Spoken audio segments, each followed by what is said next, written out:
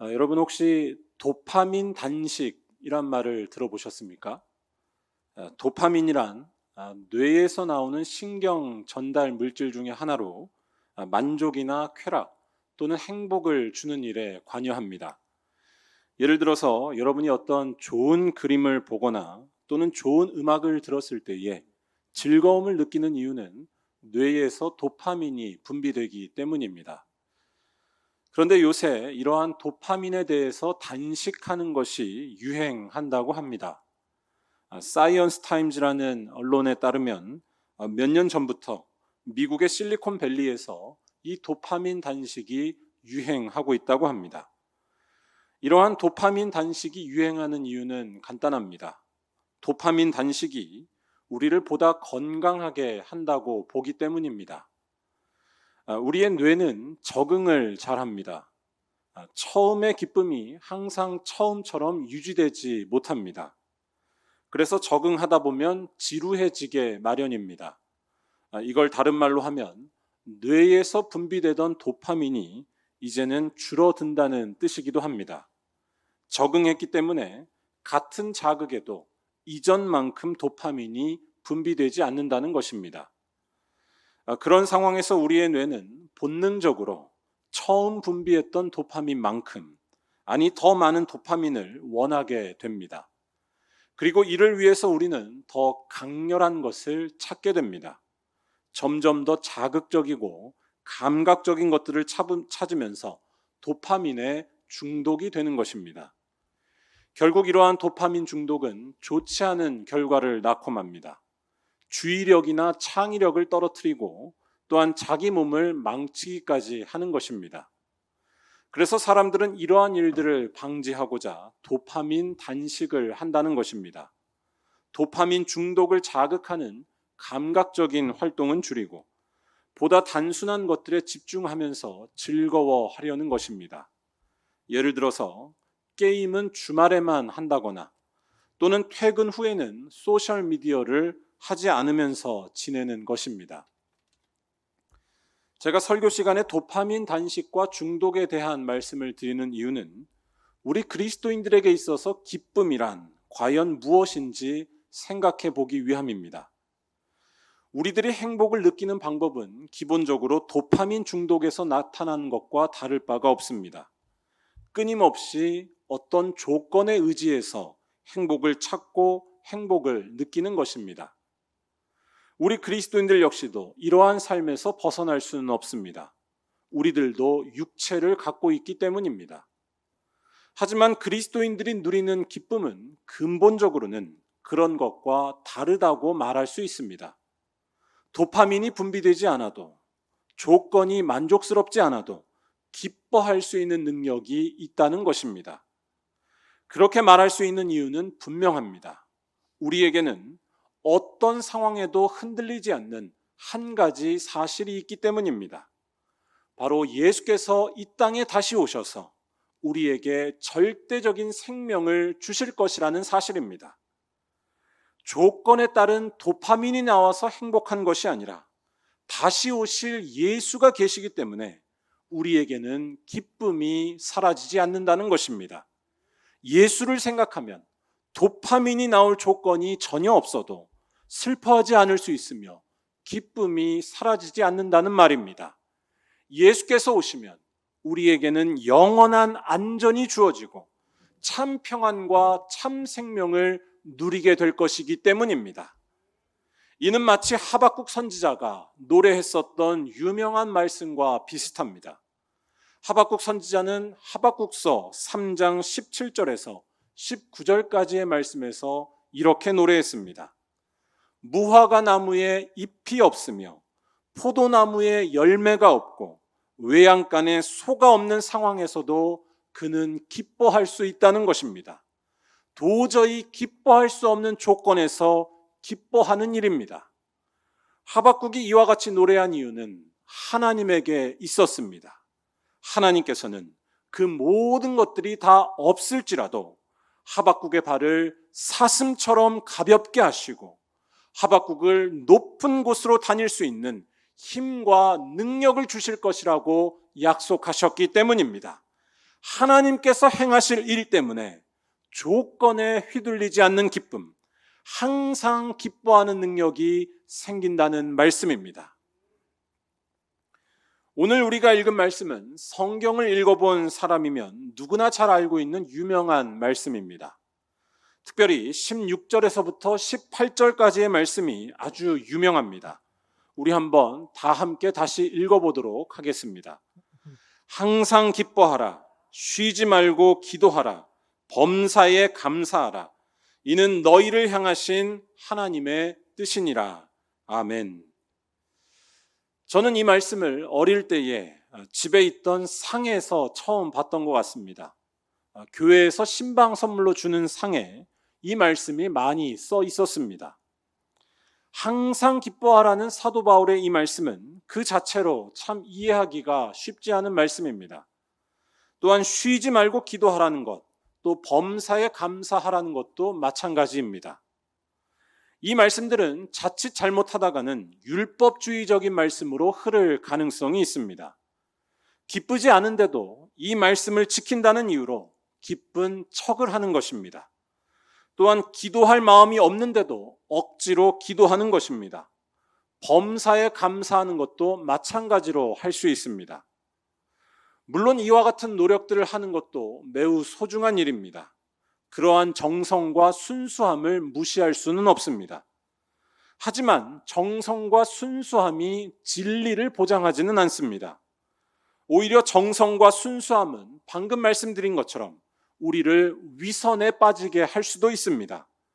인간은 근본적으로 무엇이 옳은 것이고 무엇이 그른 것인지에 대한 능력이 없습니다. 사도 바울의 이 말씀이 우리에게 어려울 수밖에 없는 근본적인 이유는 우리들이 늘 조건에 매여서 기뻐하고 감사하기 때문입니다. 우리는 잠시 기뻐할 수는 있습니다. 기뻐할 만한 일이 있기 때문입니다. 하지만 그와 같은 일이 영원하지 않기 때문에 항상 기뻐하지는 못합니다. 또한 기도도 마찬가지입니다. 기도할 제목이 생겼을 때에 혹은 마음에 감동이 있을 때에 어느 정도 기도할 수는 있습니다. 하지만 쉬지 않고서 기도한다는 것은 불가능합니다. 그러한 마음의 상태는 늘 변하기 마련이기 때문입니다. 감사하는 것 역시도 같습니다. 좋은 일이 일어나면 감사할 수 있지만 그렇지 않을 때에 감사하기란 어렵습니다. 이런 모습에서 자유하기 힘든 우리들에게 왜 사도 바울은 이런 어려운 말씀을 하는 것일까요? 바울은 지금 그냥 안 되는 것을 되게 하라는 식의 군대식의 이야기를 하고 있는 것이 아닙니다. 사도 바울은 인간의 현실을 모르거나 현실을 떠나서 산 사람이 아니었습니다. 바울은 지금 새로운 차원의 기쁨과 감사와 기도를 말하고 있었습니다. 삶의 조건과 상관없이 기뻐하고 감사하며 기도할 수 있는 우리 그리스도인들의 영적인 능력을 말하는 것입니다. 바로 예수께서 다시 오실 것을 분명히 깨닫고 아는 사람만이 할 수 있는 기쁨이요, 감사며 기도를 말하는 것입니다. 이 사실을 이해하기 위해서는 데살로니가 전서의 전체 주제와 연결해서 이해해야 합니다. 오늘 우리가 읽은 데살로니가 전서는 신약 성경 중에서 가장 먼저 쓰여진 책으로 평가받습니다. 성경학자들의 연구에 따르면 데살로니가 전서는 예수님의 죽음 이후 약 20년이 지난 뒤에 쓰여진 책이었습니다. 이때 초대교회의 가장 큰 화두는 왜 예수께서 다시 오시지 않는가에 대한 문제였습니다. 예수께서는 승천하시면서 다시 오실 것을 말씀하시고 약속하셨습니다. 초대교회는 예수께서 하신 이 마지막 말씀, 다시 오신다는 것에 대한 강렬한 기대를 갖고 있었습니다. 하지만 시간이 지나도 그러한 기대는 이루어지지 않았고 이것은 곧 교회 안에 여러 가지 문제들을 일으켰습니다. 그 중에 하나는 예수님의 재림 이전에 먼저 죽은 자들에 대한 문제였습니다. 예수께서 오시기 전에 죽으면 그 사람은 이제 더 이상 구원받지 못하고 끝나버린 것이 아닌가 하는 염려였습니다. 요새는 교회 안에 그런 분들이 잘 없지만 얼마 전까지만 하더라도 특히 시골 교회 같은 데에서는 장례를 치를 때에 신앙적인 이유로 화장하는 것에 대해 불편해하는 분들이 있었습니다. 화장하는 것에 대해서 불편해하는 이유는 간단했습니다. 화장을 해버리면 예수께서 다시 오실 때에 다시 일어날 수 없는 것이 아닌가 하는 염려였습니다. 죽은 몸이라도 있어야, 그것이 무덤에 묻혀 있어야 나중에 다시 일어나지 않겠냐라고 하는 순수한 생각이었습니다.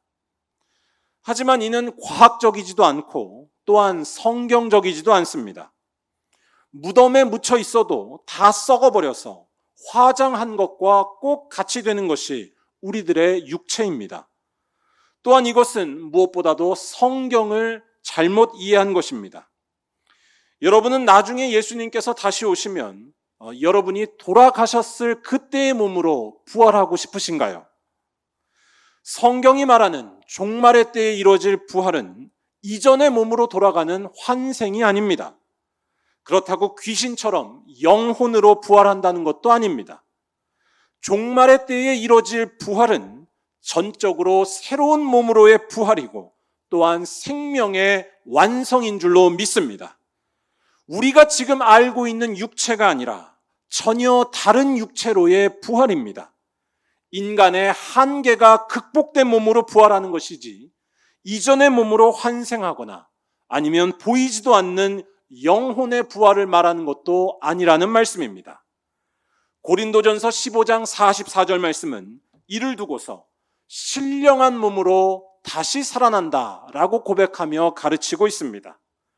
죄로 인해서 한계에 갇혀 있었던 우리의 생명이 이제는 새롭게 창조될 것이고 새롭게 완성될 것이라는 말씀입니다. 하나님께서 처음 지으신 몸으로의 회복이고 이것을 다시 오실 예수께서 이루신다는 말씀입니다. 이는 부활의 첫 열매가 되신 예수님을 생각해 볼 때에 더욱 잘 알 수 있습니다. 부활하신 예수님의 몸은 이전과 같은 몸이 아니었습니다. 분명히 몸을 가지시되 세상의 제약을 받지 않는 전혀 다른 몸으로의 부활이었습니다. 주님께서 이 땅에 다시 오실 때에 우리도 그와 같은 놀라운 몸으로 부활하게 된다는 것입니다. 사도 바울은 이와 같은 사실에 정확히 눈뜬 사람이었습니다. 아무리 예수께서 다시 오시기 전에 죽었다 할지라도 전혀 실망할 필요가 없다는 것입니다. 예수께서 다시 오시면 이미 죽은 자들도 다 하나님의 거룩한 생명으로 변화할 것이기 때문입니다. 설령 화장을 해서 다 먼지로 사라져 버렸다 할지라도 하나님께서는 우리들에게 새로운 몸을 입히실 것이고 새롭게 창조하실 것을 믿는 것입니다.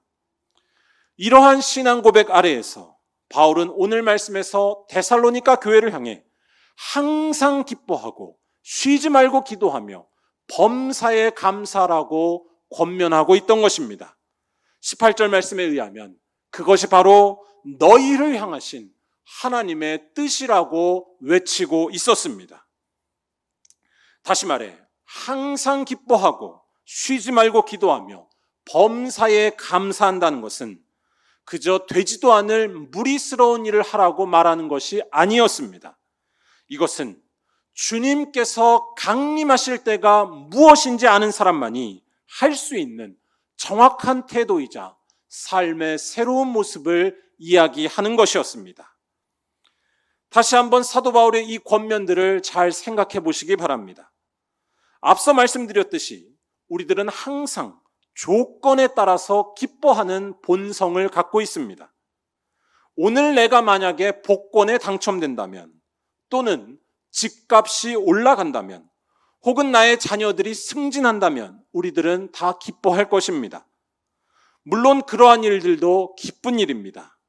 하지만 그것이 기쁨의 전부이거나 또는 절대적으로 기쁜 일이고 잘된 일이라고 생각하는 것은 매우 조심해야 한다는 것입니다. 아까도 말씀드렸지만 우리 인간의 본래적인 모습 중에 하나는 무엇이 잘된 일인지, 무엇이 옳은 일이고 그른 일인지 잘 알지 못한다는 것입니다.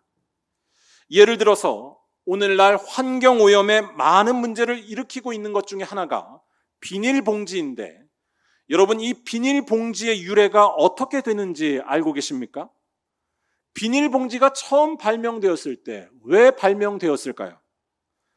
참 아이러니하게도 비닐봉지는 환경 보호를 위해서 만들어졌습니다.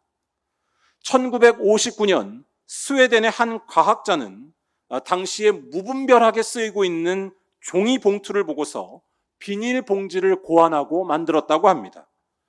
종이 봉투의 재료인 나무들이 무분별하게 베어지는 것을 막고 보호하기 위해서 재활용이 가능한 내구성이 좋은 봉투를 만든 것이었습니다. 비닐봉지가 오늘날 잘 썩지 않아서 문제가 되고 있는데, 이것은 아이러니하게도 환경 보호를 위해서 한 일 때문에 벌어지고 있는 일들입니다.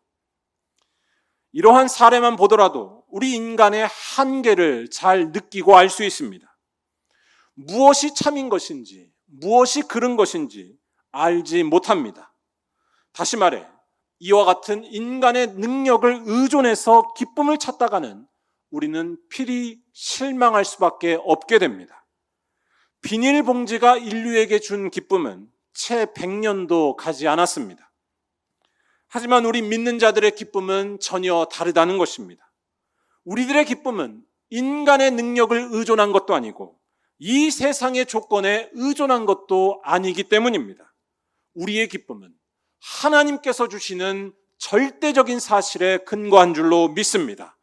주님께서 이 땅에 다시 오신다는 것이고, 또한 그때의 우리들은 그 무엇과도 비교할 수 없는 절대적인 생명을 얻게 된다는 사실입니다. 사도 바울은 이와 같은 사실에 기초해서 주님께서 다시 오실 그때까지 이 믿음을 지키며 살기를 바랬던 것입니다. 오늘 말씀 23절에서 예수께서 강림하실 때까지 흠없게 지내기를 바란다는 말씀이 바로 그 사실을 알려줍니다. 여기서 사도 바울이 말하는 흠없게 지낸다는 것은 단순히 윤리적으로 흠이 없이 지내는 것만을 말하는 것이 아닙니다. 이는 철저히 예수님의 다시 오심을 기억하며 그 믿음 아래에서 새롭게 사는 것을 부탁하고 있는 것입니다. 이것은 반대로 생각해 볼 때 잘 알 수 있습니다. 주님이 다시 오실 때를 분명히 알고 있는 사람에게, 또한 그때에 무슨 일이 일어나는지 아는 사람에게 흠이 있는 모습이란 과연 무엇일까요? 다른 말로 할 때 그런 사람에게 어울리지 않는 삶의 모습은 무엇이겠습니까? 그것은 기뻐하지 않으면서 절망하는 것입니다. 또한 그것은 기도하지 않으면서 나태하게 사는 것이고, 또한 감사하지 않으면서 불평하며 사는 것입니다.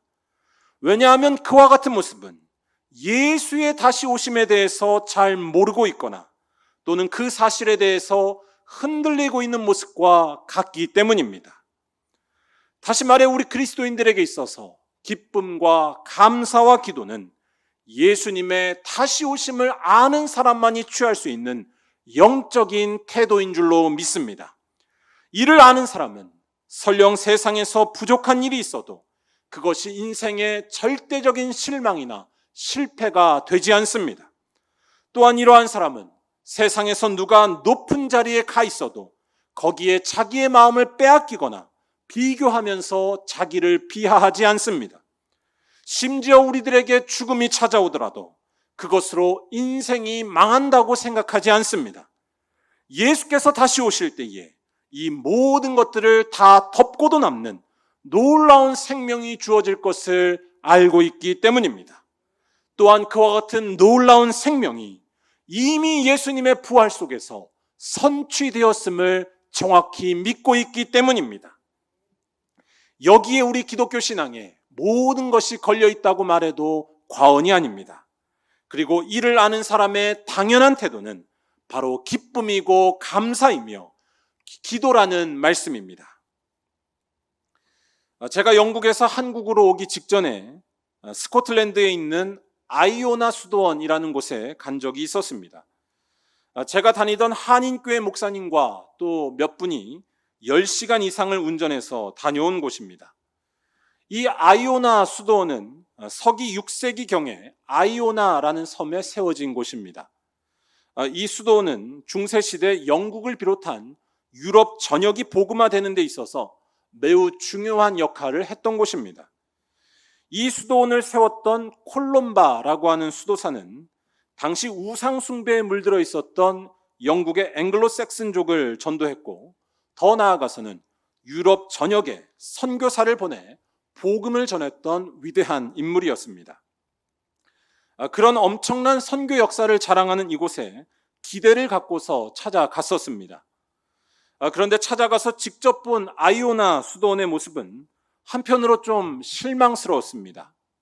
너무나 척박하고 또 춥고 황량한 곳에 몇 개의 건물만이 덩그러니 초라하게 있었기 때문입니다. 지금 보시는 화면에 제가 그때 갔을 때 찍었던 사진이 나오고 있는데, 저런 지형과 또 날씨 속에 있는 곳이었습니다.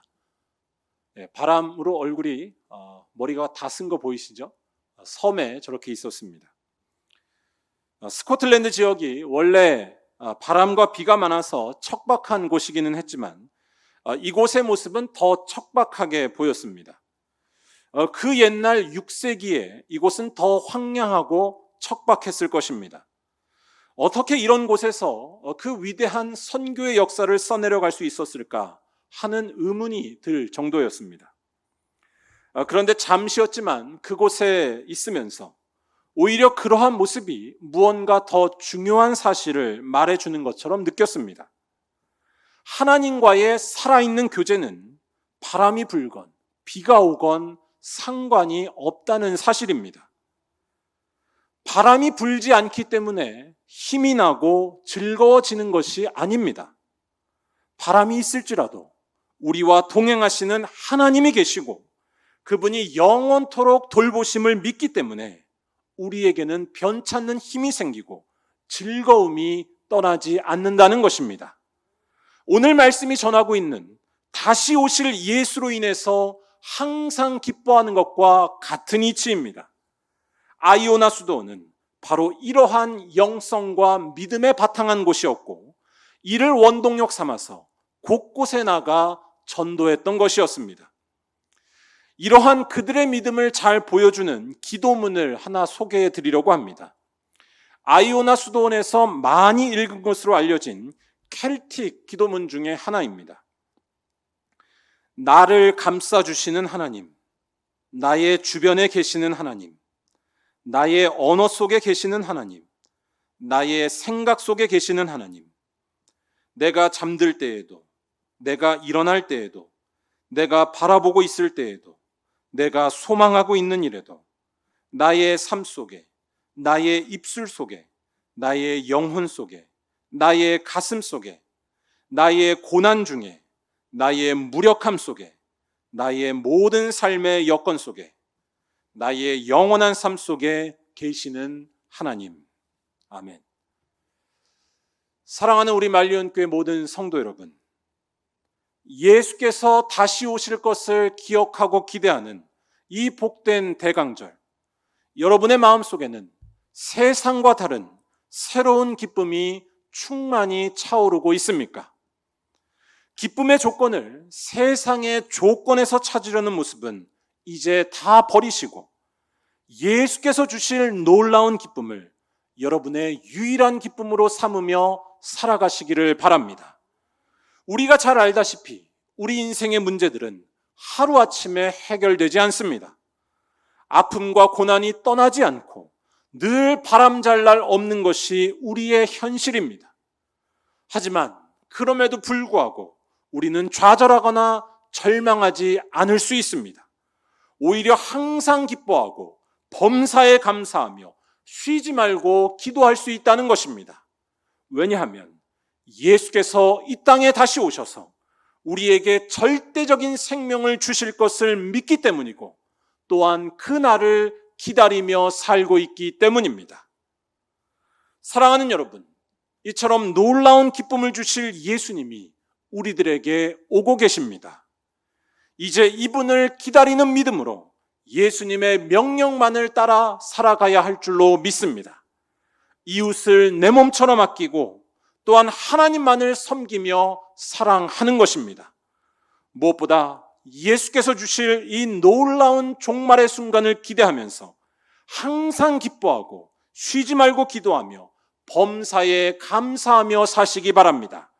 그것이 여러분을 향한 하나님의 거룩한 뜻이기 때문입니다. 바라기는 이러한 믿음을 갖고서 예수로 인해서 기쁨의 근원이 바뀌는 놀라운 은총이 있으시기를 주님의 이름으로 간절히 축원합니다. 기도하겠습니다.